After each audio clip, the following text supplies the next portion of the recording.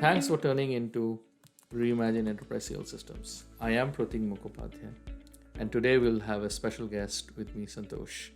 Santosh is the head of business systems technology at Miro. He's also got extensive experience with SaaS applications and implementing complex solutions, including vendor management systems.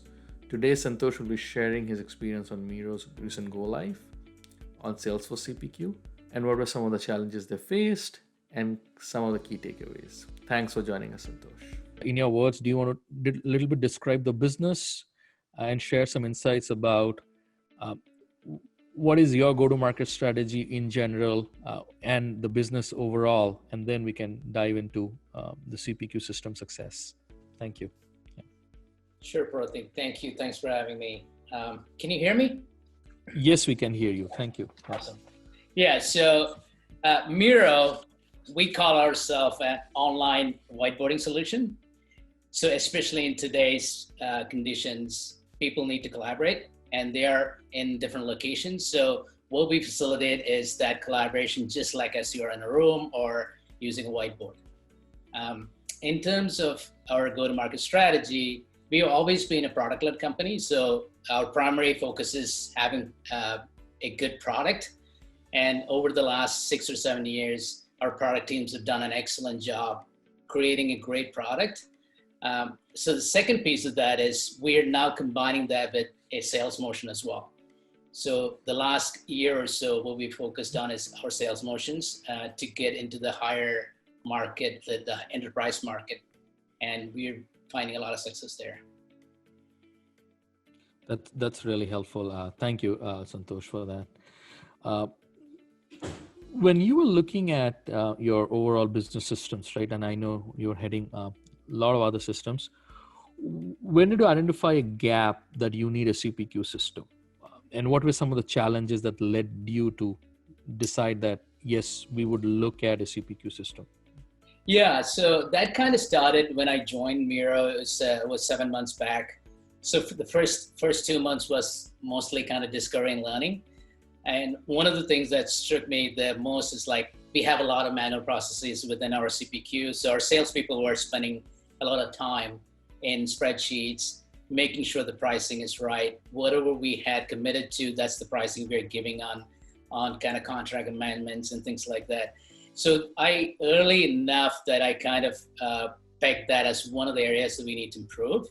But I took my time in terms of I did not want to come in and say this is something that we need to implement right away. I had some experiences before from implementing CPQ, so it kind of floated the idea of, is this really a pain point? I wanted to get some allies. So I did talk to sales operations, finance. Everybody kind of agreed that this is an area that we need to improve. So that was kind of towards the end of last year. So we kind of decided that we're going to go into CPQ as a project in the first half of this year. So that's where it all started. That's helpful. Thanks, Santosh. Once you are identified, and as you said, right, you've seen CPQ systems in other businesses, and you also bought stakeholders. What were some of the technology considerations you had? Maybe it could be a platform, maybe it could be usability, but do you want to share a little bit how do you transition from your business requirements to your technical requirements? Yeah, so a lot of it is like, what do you already have? So we were already kind of, our CRM was Salesforce. So we kind of knew we wanted something that kind of hangs off our Salesforce CRM. We have spent quite a bit of investment there. And people did use the system fairly well. So we kind of knew we wanted something that's kind of really integrates with Salesforce. Those kind of our primary requirement. There are other products that does that. And we did look at some of the competitors in the space. So that's kind of the sole kind of technical requirement was that something works really well with opportunity management. So that was kind of the reason to look at, CPQ, some other products. We wanted that to be closely integrated with our existing sales processes. Thank you, Santosh. Appreciate that. I know recently you celebrated your go live, and obviously it was a joint success. Lots of participation from your team. But do you want to share a little bit about what is the current scenario? Like how many people are using it? Yeah. What kind of quotes you're using, and any other post go live considerations? Yeah. Yeah. Let me like rewind a little bit to Right. like kind of our journey a little bit. So Sure. we looked into a couple of products within this kind of CPQ arena, and Right. we kind of decided at the end of January, if people that kind of knows sales cycles, it's the end of the quarter. You always want to kind of peg your deals around that time. So Right. we Right. signed the deal with Salesforce at the end of January. I think it was the last day of the quarter. Anyway, then we had our sales kickoff, which is our quarter, our fiscal year also starts in February. So we had our sales kickoff, and I thought that would be good time to kind of create an excitement within the salespeople, because I talked to salespeople. They knew it was a painful process to generate these documents manually. So I had a presentation that I had done for the sales kickoff to kind of bring that like excitement of it. This is coming. So what I promised the sales team was, we're going to try to implement this quarter, which is our Q1, which starts from February to May. So that was kind of a timeline. So I kind of time boxed ourselves into like, okay, let's give something this quarter. When you tell people or salespeople like, oh, it's going to take 3 quarters or 2 quarters, they kind of lose interest. So it was almost like you're picking a date and then working backwards. So we kind of committed to kind of having a solution by the end of May. Part of that is we're going to do the 80-20 rule, where we knew a lot of the deals are going to go through this 80% flow, and the 20% is kind of the more complicated ones. So we wanted to solve this 80% of the flows, and that's kind of what we committed. So part of that sales kickoff, that everybody, created a little bit of excitement. People were willing to look at their data, give us feedback. So we knew that that's going to be the biggest problem for us, is going to be like seeding the data into the system. Thank you, Santosh. Appreciate that. I know recently you celebrated your go live, and obviously it was a joint success. Lots of participation from your team. But do you want to share a little bit about what is the current scenario? Like how many people are using it? What kind of quotes you're using, and any other post go live considerations? Yeah. Let me like rewind a little bit to like kind of our journey a little bit. So we looked into a couple of products within this kind of CPQ arena, and we kind of decided at the end of January, if people that kind of knows sales cycles, it's the end of the quarter. You always want to kind of peg your deals around that time. So we signed the deal with Salesforce at the end of January. I think it was the last day of the quarter.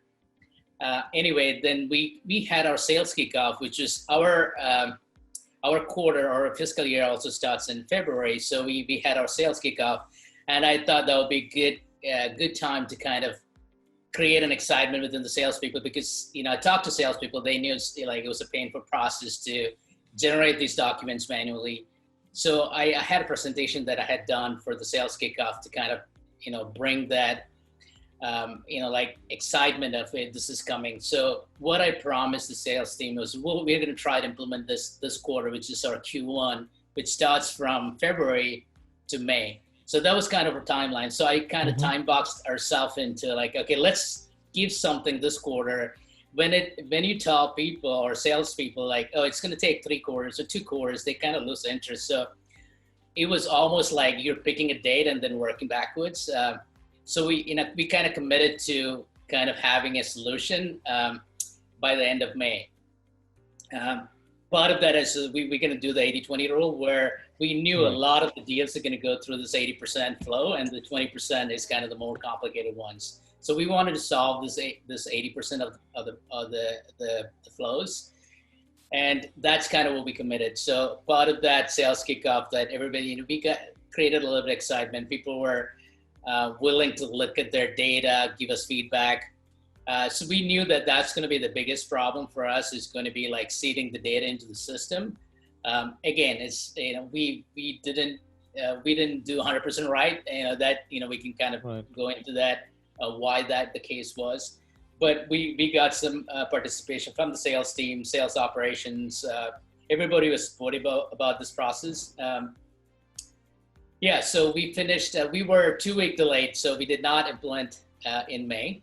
We had to push that 2 weeks. Part of that is then came so we started implementation in February. I had to go through kind of selection of the partner. That's where Standout came in. And I think we had our first meeting end of February, because we were just trying to figure out our internal teams. So the first meeting with Protik and company was towards the end of February. So we kind of started implementation in March. And we went live on June 8th. And this is kind of 2 weeks after now.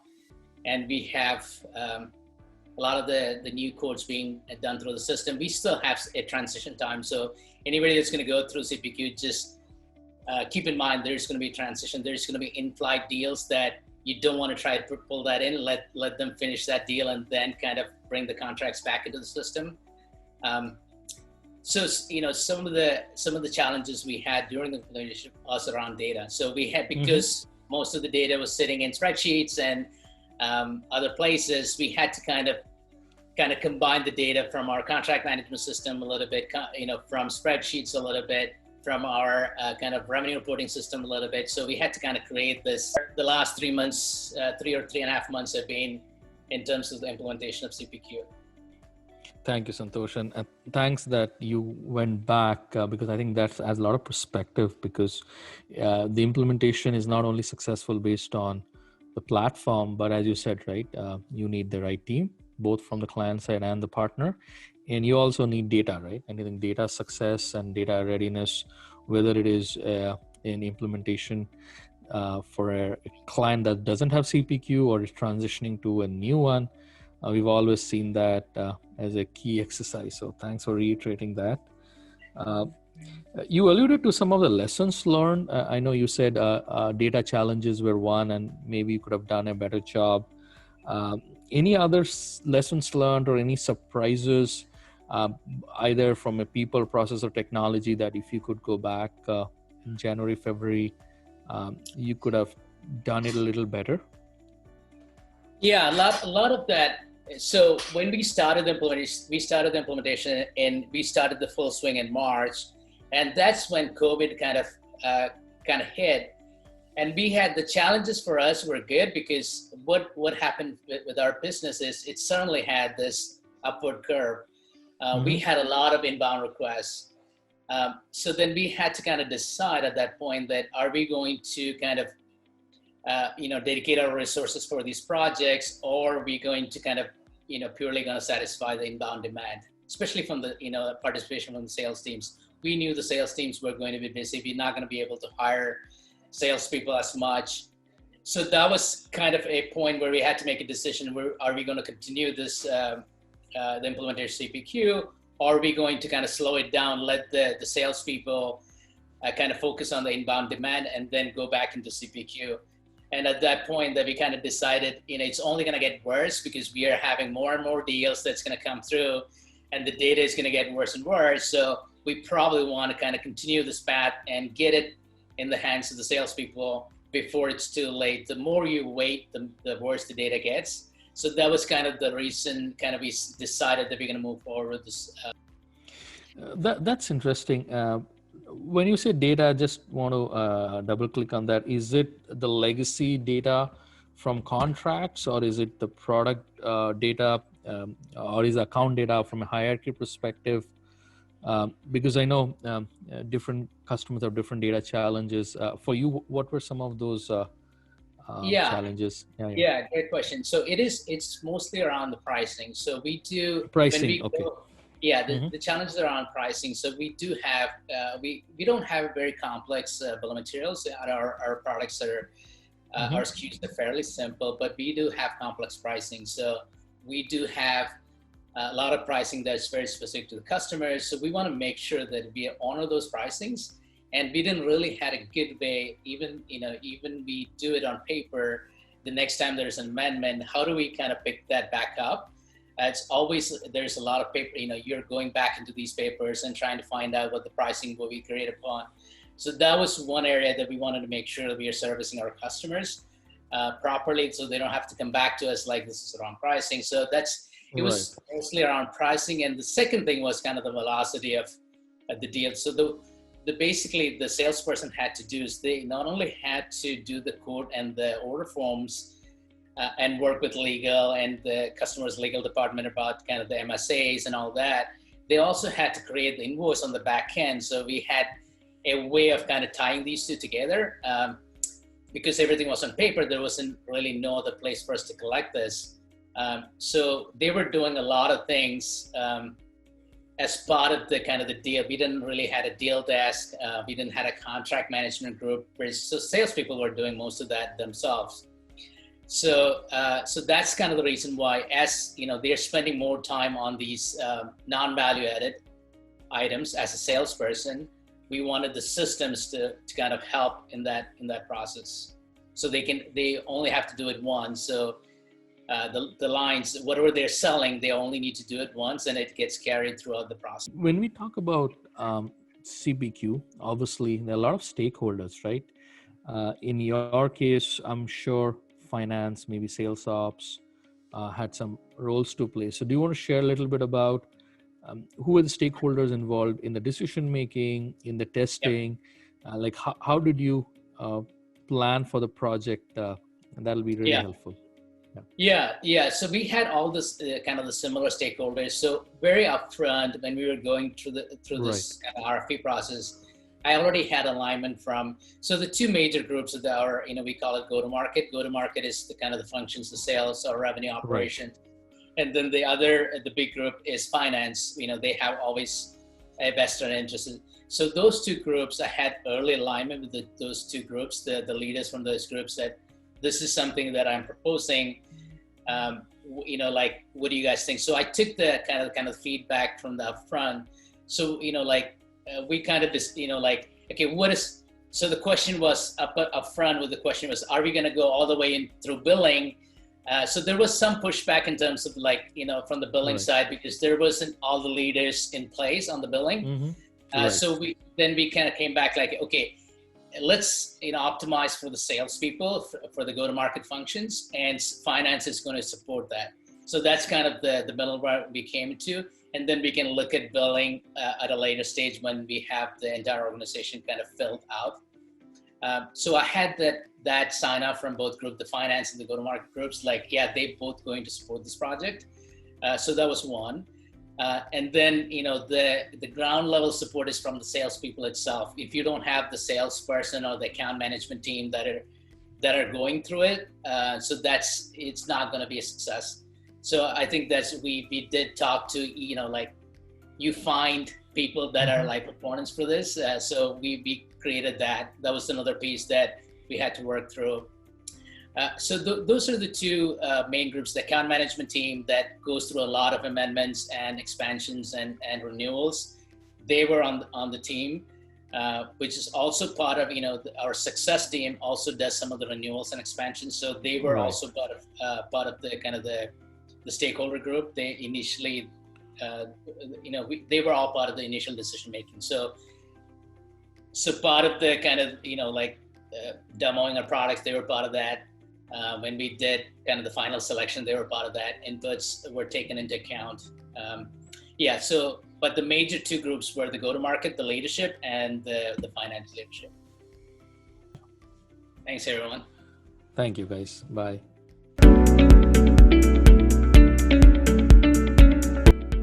So with that, I would like to wrap up this podcast. Thank you all for tuning into Reimagine Enterprise Sales Systems. To listen to more exciting podcasts, please visit my website, protikm.com or protikm.com. You can subscribe to the show in iTunes, Spotify, Google Podcast, and other channels that you follow so that you'll never miss your show.